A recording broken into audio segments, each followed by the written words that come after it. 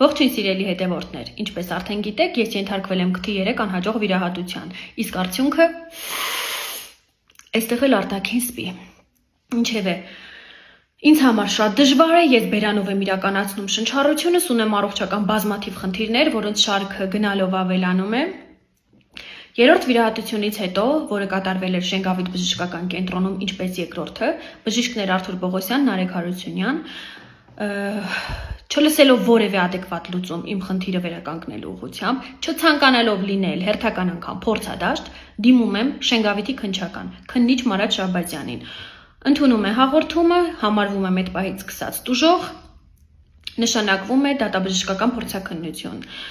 Դատաբժշկական գիտագործնական կենտրոնում դատաբժիշկ Գագիկ Հարությունյան։ Նախարարության կողմից նշանակվում են բժիշկներ Սուրբ Գրիգոր Լուսավորիչից Խաչատուր Մաթոսյանը եւ Էրեբունի բժշկական կենտրոնից Գեգամ Խանդանյանը։